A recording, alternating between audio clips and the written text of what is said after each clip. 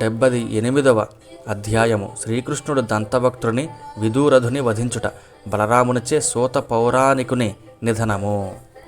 శ్రీ శుకుడు నుడివెను. పరీక్షిణి మహారాజా, శిశుపాలుడు, శాల్వుడు, పౌండ్రకుడు శ్రీకృష్ణునిచే పరలోకగతులయ్యారు. అంతటా దుష్టుడైన దంతభక్తుడు తన మిత్రుల రుణమును తీర్చుగునుటకై తానొక్కడే యుద్ధమునకు సిద్ధమయ్యాను.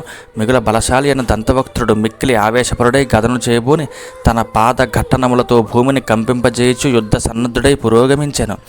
ఆ విధముగా తనపై దాడికి వచ్చుచున్న దంతభక్తుడిని చూచి శ్రీకృష్ణుడు వెంటనే గదను చేతబట్టి శీఘ్రముగా తన రథము నుండి దూకి చెలియలికట్ట సముద్రమును వలె ఆ దురాత్ముని నిలువరించెను. మదోన్మత్తుడు కారూష దేశాధిపతియగు దంతభక్తుడు గదను చేయబోని ముకుందునితో ఇట్లనెను. ఓయి, నీవు నేడు నా ఎదుటికి వచ్చుట నా అదృష్టముగా భావించుచున్నాను. ఇది మిగులు ఆనందదాయకము. కృష్ణ బంధురీత్యా నీవు నాకు మేనమామ కుమారుడవు. అందువలన నిన్ను చంపుట నాకు ఉచితము కాదు. కానీ నీవు నా బంధుమిత్రులకు ద్రోహము చేయటియేగాక నన్ను చంపకోరుచున్నావు. కనుక బుద్ధిహీనుడా, నేను వజ్రము వలె కర్కశమైన నా గదతో నిన్ను వధింతును. మూర్ఖుడా, నేను మిత్రుల కొరకై ప్రాణములనిచ్చిన వాడను.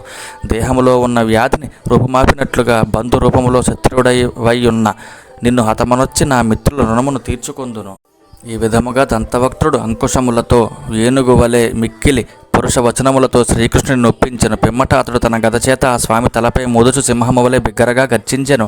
యుద్ధ రంగమున దంతభక్తుడు గదతో తనను మోదినను శ్రీకృష్ణ ప్రభువు ఏమాత్రమును చెలింపలేదు. పైగా ఆ స్వామియు బలమైన తన కౌమోదకి గదతో వాని వక్షస్థలముపై గట్టిగా దెబ్బతీసెను. శ్రీకృష్ణుని యొక్క తిరుగులేని గదా ప్రహారమునకు ఆ దంతభక్తుని వక్షస్థలము బ్రద్దలైపోయాను. అంతటా అతడు నోటి నుండి రక్తము గ్రక్కసాగాను. కేశములు చెదరిపోయాను.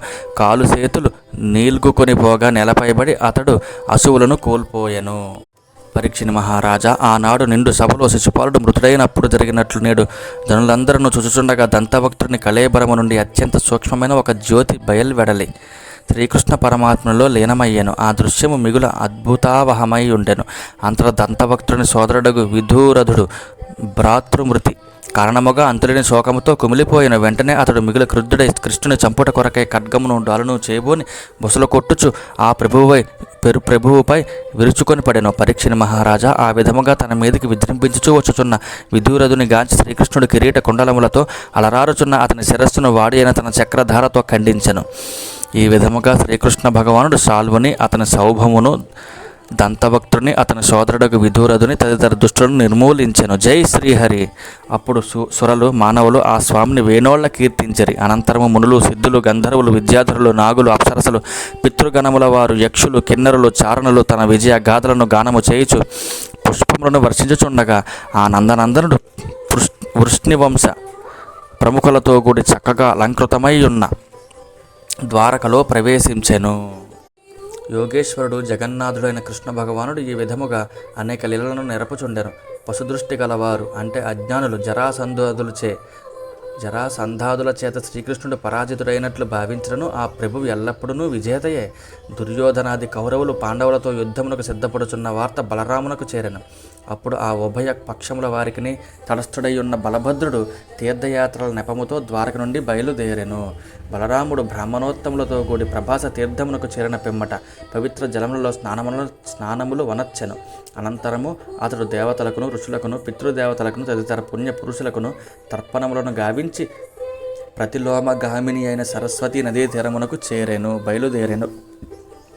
బలదేవుడు క్రమముగా పృథూదకము, బిందు సరోవరము, త్రితకోపము, సుదర్శన తీర్థము, విశాల తీర్థము, బ్రహ్మతీర్థము, చక్రతీర్థము మరియు పూర్వవాహిని అయిన సరస్వతీ తీర్థమును సేవించెను. పరీక్షిణి మహారాజా, పిమ్మట ఆ ప్రభువు గంగా, యమునా నదీ తీరములయందలి ప్రముఖ పవిత్ర తీర్థములను సేవించుచు తన అనుచరులతో కూడి నైమిషారణ్యమునకు చేరెను. అప్పుడు అచట ఋషులు అందరూ పవిత్ర యాగములను చేయుచుండిరి.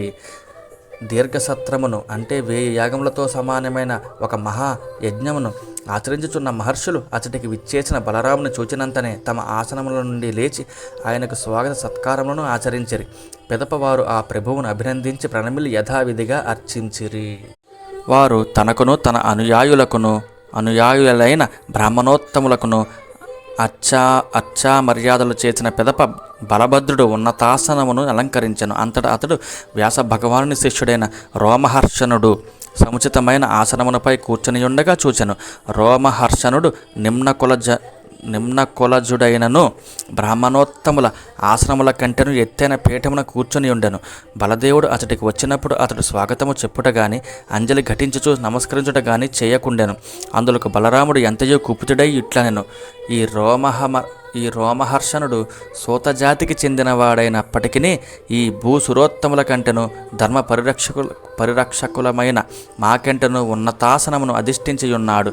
ఇట్టి మహాపరాధమునొచ్చిన ఈ దుర్మతి వదార్హుడు.